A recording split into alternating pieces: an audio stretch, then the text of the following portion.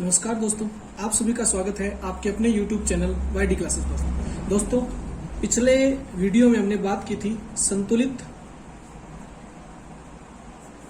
रासायनिक समीकरणों के बारे में, और मैंने आपको जो रासायनिक समीकरण है उनको संतुलित करने का तरीका बताया था। उसमें आपको कुछ होमवर्क भी दिया था। चलिए उस होमवर्क वाले वर्क को दोबारा देख लेते हैं। मैंने आपको लास्ट टाइम होमवर्क दिया था कि जब सोडियम धातु जल से अभिक्रिया करती है तो उससे सोडियम हाइड्रोक्साइड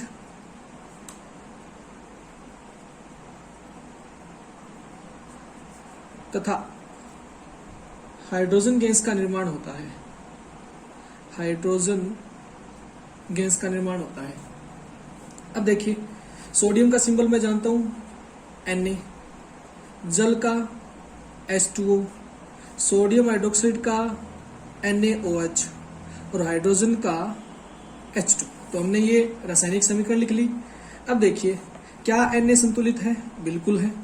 हाइड्रोजन H2 लेकिन एक H यहाँ पे एक्स्ट्रा आ रहा है, और ऑक्सीजन इधर भी एक है और इधर भी एक है, यानी हमें हाइड्रोजन को संतुलित करना है। अब देखिए, हाइड्रोजन को अगर इसको संतुलित करना है तो मैं अगर यहाँ पे 2 लगा देता हूं, तो अब देखिए इधर हाइड्रोजन कितने हो गए?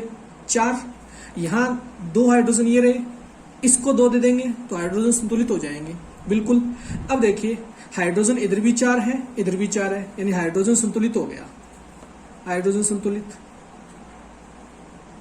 क्या ऑक्सीजन संतुलित है? ऑक्सीजन इधर 2 है, इधर भी 2 है, ऑक्सीजन भी क्या है? संतुलित है। लेकिन सोडियम जो है वो अब असंतुलित हो गया है। सोडियम को भी अब क्या दे दीजिए? आगे 2 लगा दीजिए, तो अब सोडियम भी क्या हो गया? संतुलित। और इस प्रकार हमारी संतुलित रासायनिक समीकरण आ गई। क्या आ गई? 2Na प्लस 2H2O, और इससे बना 2NaOH प्लस H2। तो ये हमारी हो गई संतुलित रासायनिक समीकरण। इसके बाद मैंने आपको होमवर्क दिया था। ये जो आपको होमवर्क में दिए गए क्वेश्चन थे, ये आपके प्रश्नोत्तर, बीच में जो प्रश्नोत्तर आते हैं उनमें से चुने गए थे। तो आप प्रश्नोत्तर भी साथ साथ में हो रहे हैं, और साथ साथ में हम पढ़ भी रहे हैं कि किस प्रकार से रासायनिक समीकरणों को संतुलित किया जाता है। अगला जो था उसमें आपको लिखा गया था, आपको स्टेटमेंट दिया गया है, कथन दिए गए हैं, स्टेटमेंट दिए गए हैं, कथन से आपको क्या लिखनी है? रासायनिक समीकरण लिखनी है, और फिर उस रासायनिक समीकरण को क्या करना है? संतुलित करना है। फिर उस रासायनिक समीकरण को क्या करना है? संतुलित करना है। तो शुरू करते हैं। पहला जो इसमें क्वेश्चन आता है वो आता है कि जल में बेरियम क्लोराइड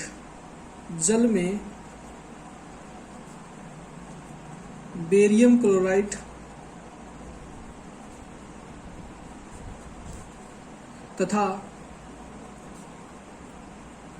सोडियम सल्फेट के विलयन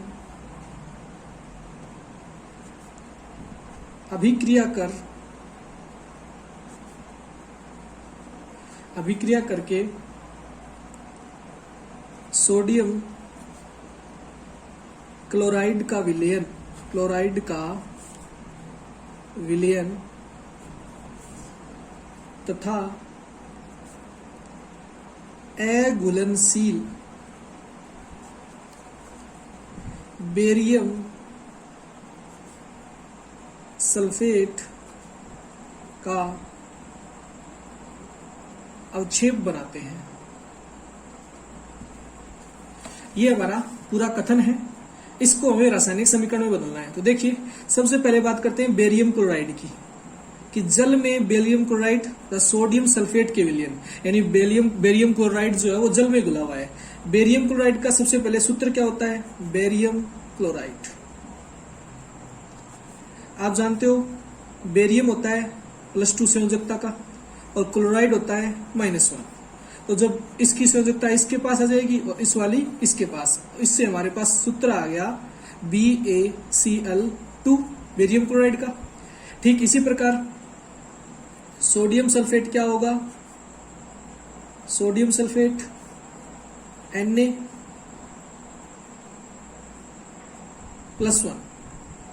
SO4 -2 और इससे हमारा सूत्र आया Na2SO4। फिर इससे बना क्या, sodium chloride, sodium chloride. Sodium क्या होता है, Na+1, क्लोराइड -1, आपस में एक्सचेंज होंगे, सूत्र आया NaCl। अब प्लस माइनस का कोई प्लस माइनस यहाँ पे आवेश है इसलिए इसका कोई मतलब नहीं है, और 1 और 1 इसको देंगे तो उनको डिनोट करना कोई जरूरी नहीं है। और क्या बनता है, बेरियम सल्फेट। फिर बात करते हैं Ba+2 SO4 -2, कैंसिल, क्या बनेगा, BaSO4।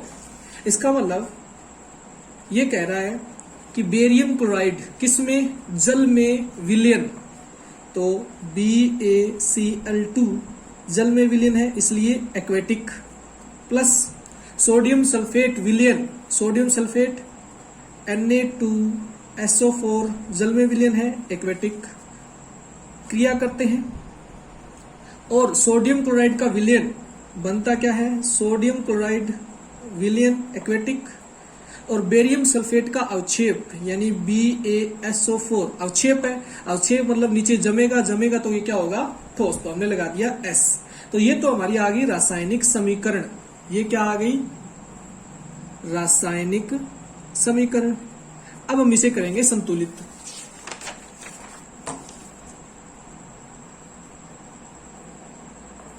तो हमारी समीकरण क्या बनी, BaCl2 Na2SO4 NaCl BaSO4, यानी बेरियम क्लोराइड सोडियम सल्फेट से अभिक्रिया करता है और सोडियम क्लोराइड तथा बेरियम सल्फेट बनाता है। ये तीनों जल में घुलित अवस्था में, इसके लिए इनके यहाँ पे एक्वेटिक आया है, जबकि ये ठोस अवस्था में मिलता है इसलिए यहाँ पे S सॉलिड आया है। अब हमें इसको संतुलित करना है तो हम तुलना करते हैं, Ba तुलना, Cl NaSO, बेरियम के इधर कितने हैं, 1, इधर भी 1, यानी रिएक्टेंट अभिकारकों में 1, उत्पाद में भी 1 बराबर है। क्लोराइड 2, इधर भी कितने, 1 बराबर नहीं है।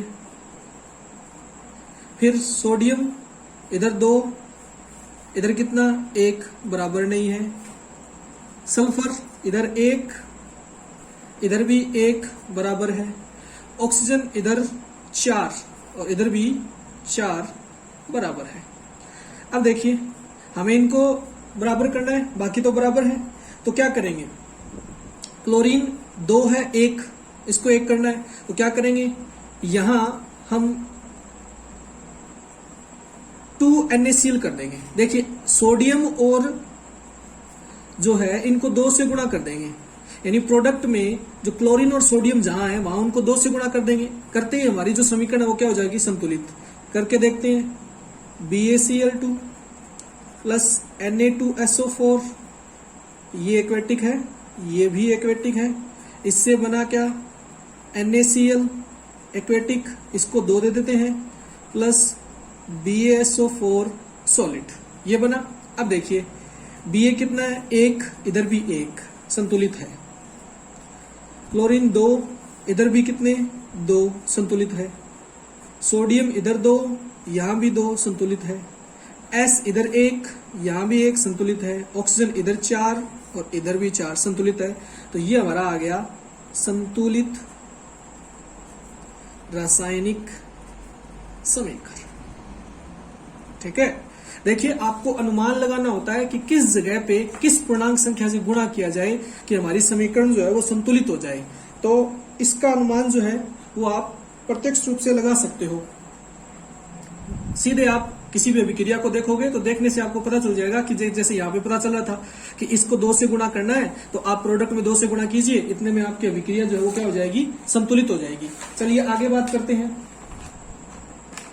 आगे की जो अभिक्रिया है उसमें लिखा हुआ है कि सोडियम हाइड्रोक्साइड का विलयन नंबर 2 है। मैं रेड पेन ले लेता हूं। देखिए सोडियम हाइड्रोक्साइड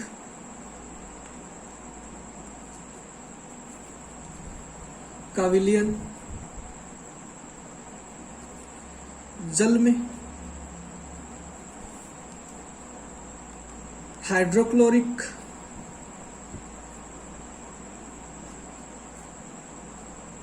अम्ल के विलयन जल में से अभिक्रिया करके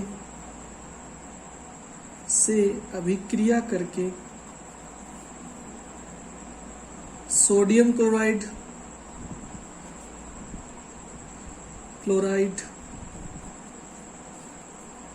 का विलयन तथा जल बनाते हैं। क्या बनाते हैं? जल बनाते हैं। तो चलिए शुरू करते हैं। सोडियम हाइड्रोक्साइड का विलयन, सोडियम हाइड्रोक्साइड का सूत्र होता है Na कितना +1 OH -1, तो ये -1 और सूत्र आ गया NaOH। हाइड्रोक्लोरिक अम्ल H+Cl- सूत्र आ गया HCl। सोडियम क्लोराइड का इससे पहले बात की थी, क्या आएगा NaCl। और जल का क्या होता है H2O। तो रखते हैं। सोडियम हाइड्रोक्साइड जलीय विलयन है इसलिए Aq, प्लस हाइड्रोक्लोरिक अम्ल HCl जलीय विलयन है इसलिए Aq, और इससे बना रहे हैं सोडियम क्लोराइड का विलयन यानी एक्वेटिक, ये भी विलयन है और बनता है जल। जल तो द्रव अवस्था में बनेगा, तो ये H2O लिक्विड। तो ये हमारी समीकरण बन गई। अब इसको क्या करना है? संतुलित करना है। तो देखिए तुलना करते हैं। सोडियम, ऑक्सीजन, हाइड्रोजन और क्लोरीन। सोडियम कितना है? इधर भी एक, इधर भी एक, यानी 1 और 1। ऑक्सीजन इधर कितना? 1, इधर कितना? 1, बराबर है। हाइड्रोजन इधर 1 और 1 2, इधर भी 2, बराबर है। क्लोरीन इधर 1, इधर भी 1, बराबर है। इसका मतलब इस समीकरण में सभी बराबर है। ठीक है, देखिए Na बराबर है, OH तो 1 O ये रहा, H2 2H ये रहे, और क्लोरीन 1 अकेला बराबर है। इसका मतलब ये समीकरण अपने आप में एक संतुलित रासायनिक समीकरण है। ये एक अपने आप में क्या है? संतुलित रासायनिक समीकरण है। ठीक है, इसको हमें संतुलित करने की आवश्यकता नहीं है क्योंकि ये सभी बराबर है। तो ये क्या है? संतुलित समीकरण अपने आप में ही है। अब इससे आगे वाले टॉपिक की बात करते हैं, रासायनिक अभिक्रियाओं के प्रकार। हमारा जो नेक्स्ट टॉपिक रहेगा वो है रासायनिक अभिक्रियाओं के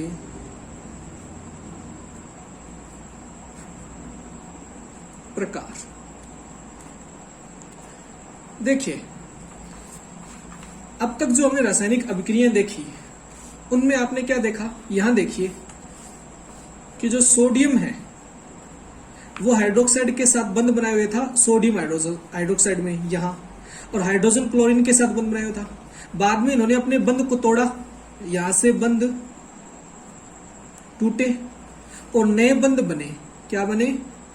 नए बंध बने। इसका मतलब किसी भी रासायनिक अभिक्रिया में, किसी भी रासायनिक अभिक्रिया में पुराने बंध टूटते हैं तथा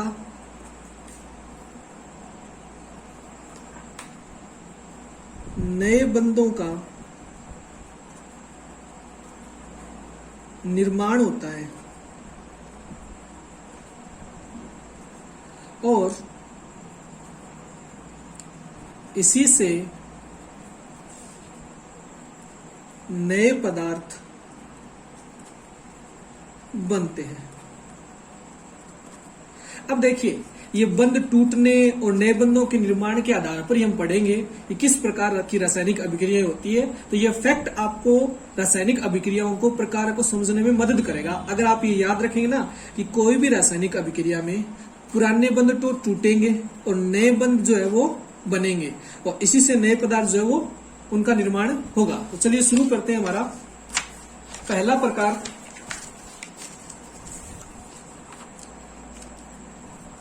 जो पहला प्रकार है वो है संयोजन अभिक्रिया। संयोजन अभिक्रिया या योगात्मक अभिक्रिया।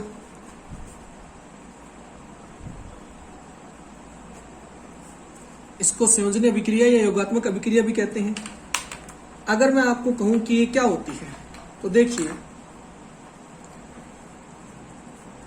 ईंधन का दहन हुआ, ईंधन का दहन, इसकी रासायनिक अभिक्रिया में लिखता हूं तो वो आता है C carbon solid plus O2 gas और इससे बना कार्बन डाइऑक्साइड गैस।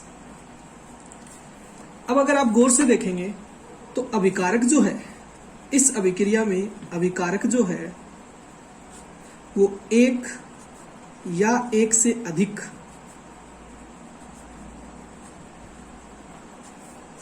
ठीक है। और जब उत्पाद बनता है, अभिकारकों से उत्पाद बनता है तो अभिकारक जो है वो आपस में जुड़कर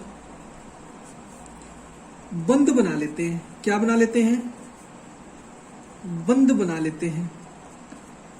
यानी अभिकारक जब उत्पाद में बदलते हैं तो वो आपस में जुड़कर बंध बना लेते हैं। अभिकारक होंगे कितने?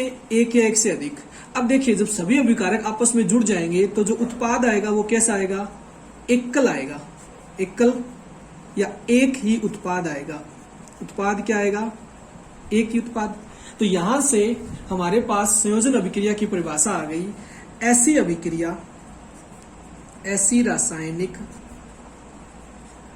अभिक्रियाएं जिनमें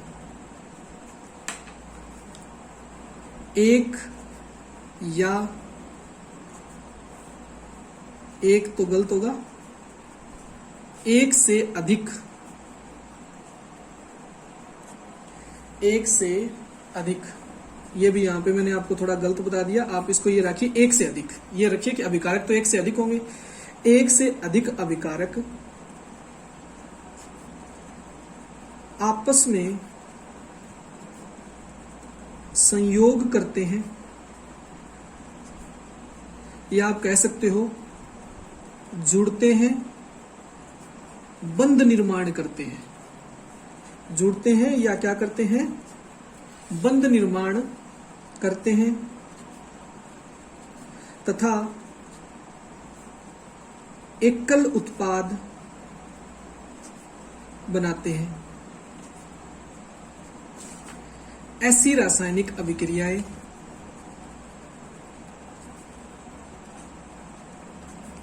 संयोजन अभिक्रिया कहलाती है। क्या कहलाती है? संयोजन अभिक्रिया कहलाती है। ठीक है। अब हम इसकी उदाहरण देखेंगे। उदाहरण की बात करें, उदाहरण जैसे नंबर 1 उदाहरण तो हमने बात कर चुके हैं, ईंधन का दहन। किसका उदाहरण है? ईंधन का दहन क्या है? एक संयोजन अभिक्रिया का उदाहरण है। नंबर 2 में बात करें, श्वसन। श्वसन जो है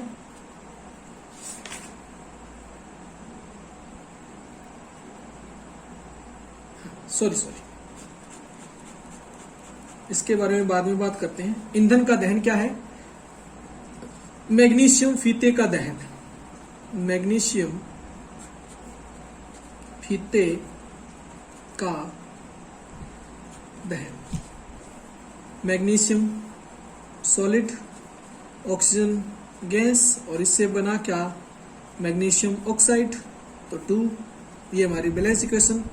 अभिकारक एक से अधिक है, उत्पाद एकल है, एकल उत्पाद है और एक से अधिक अभिकारक है। तो ये किस का उदाहरण हो गया? संयोजन अभिक्रिया का उदाहरण हो गया। नंबर 3,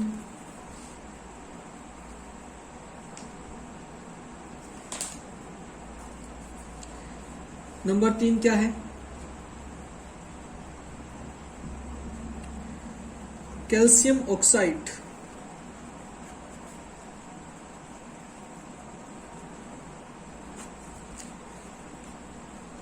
जल के साथ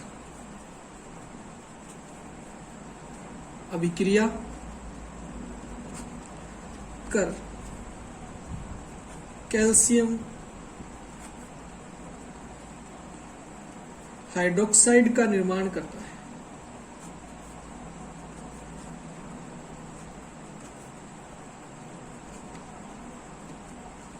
देखिए, कैल्शियम ऑक्साइड CaO सॉलिड यानी ठोस अवस्था में, इसे हम बोलते हैं बिना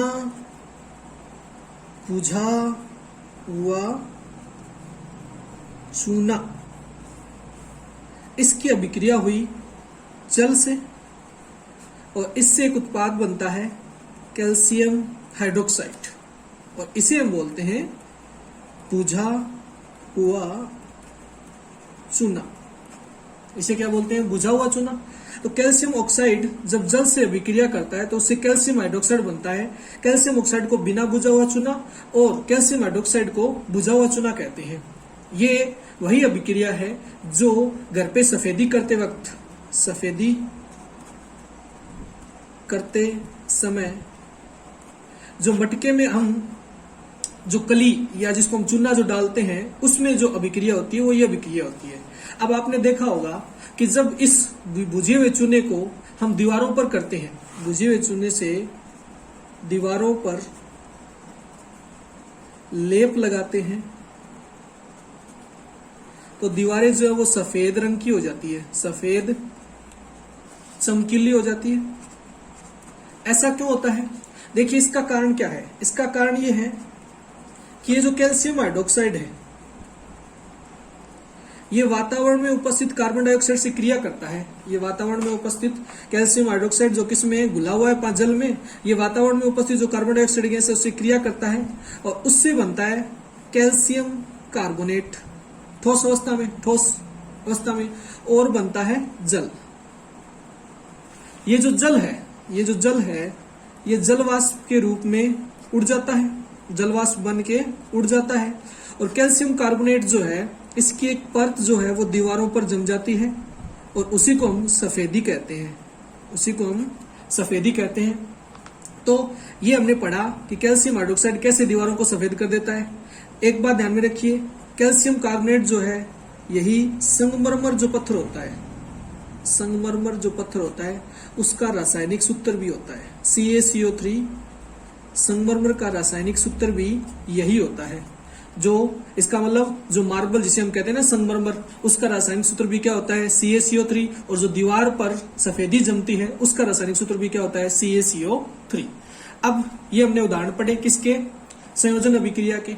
इसके अलावा भी और उदाहरण भी है। एक अन्य उदाहरण की बात करें तो हाइड्रोजन और ऑक्सीजन, इनकी जब आपस में क्रिया होती है तो इनसे जल का निर्माण होता है। 2H2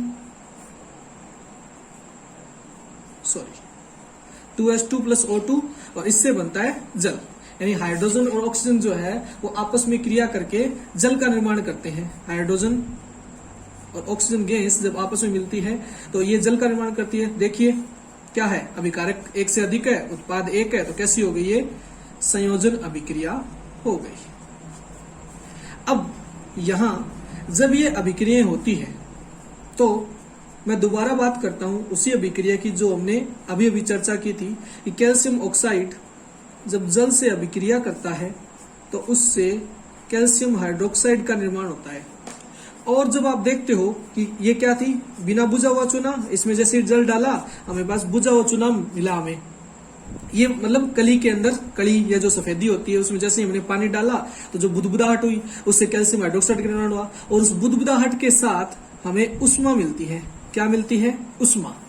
तो इसका मतलब इस अभिक्रिया में क्या हो रहा है? उष्मा का उत्सर्जन हो रहा है। क्या हो रहा है भाई? उष्मा का उत्सर्जन या हो रहा है निष्कासन, जिसे आप कह सकते हो उष्मा का निष्कासन हो रहा है या उष्मा का उत्सर्जन, एक ही बात है। ठीक इसी प्रकार दोबारा बात करते हैं कोयले का दहन या ईंधन का दहन। कार्बन को जब जलाया जाता है तो कार्बन डाइऑक्साइड गैस बनती है, धुआं बनता है बिल्कुल, और साथ में उष्मा भी तो बनती है। इसका मतलब यहां भी क्या हो रहा है, उष्मा का उत्सर्जन या निष्कासन हो रहा है। तो यहां से हमारे पास एक और अभिक्रिया का प्रकार आ गया जिसे हम बोलते हैं ऊष्माक्षेपी अभिक्रियाएं।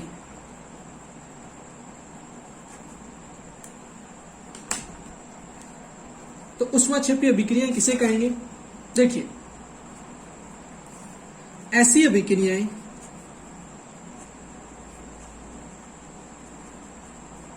जिनमें उत्पाद के साथ साथ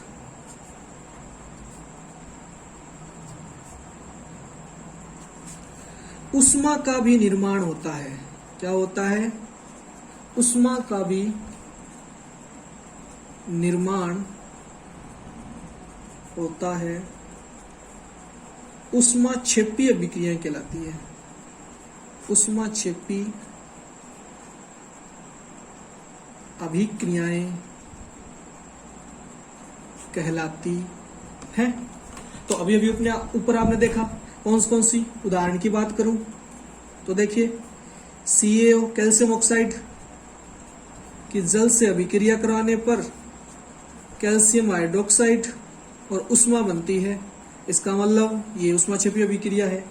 नंबर 2, कोयले या ईंधन का दहन करने पर कार्बन डाइऑक्साइड गैस प्लस उष्मा बनती है।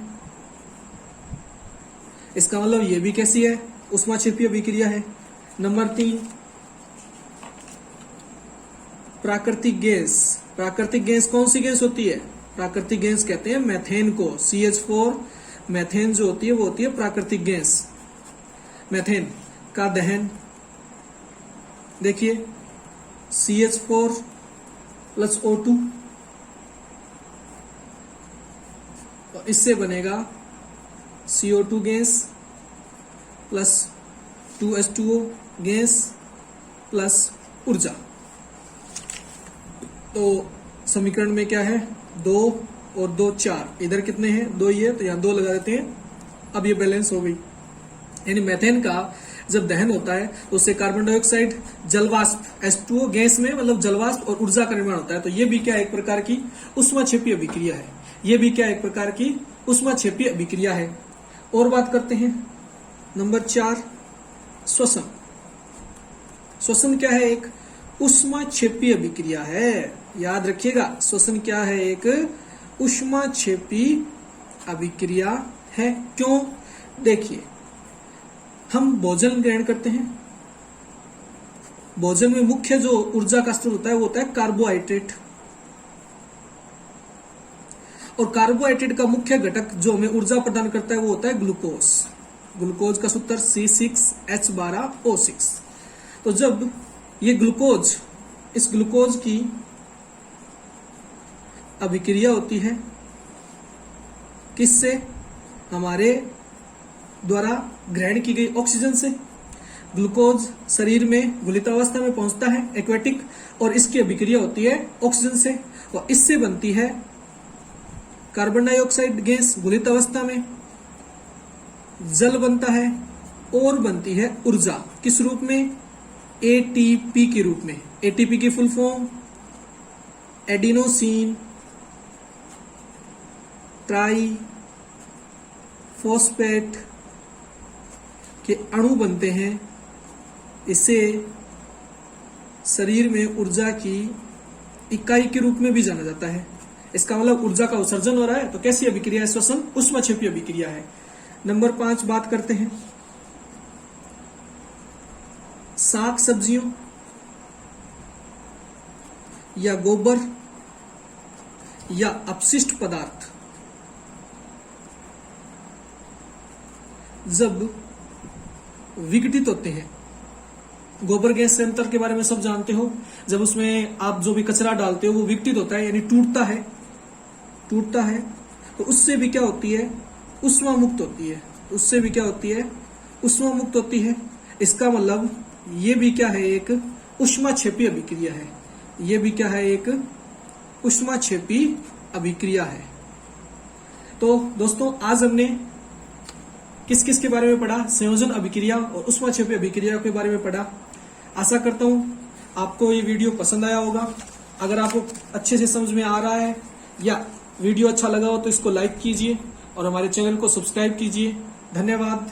इससे आगे हम अगली वीडियो में पढ़ेंगे अन्य अभिक्रियाओं के प्रकार। तो मिलते हैं अगली वीडियो में।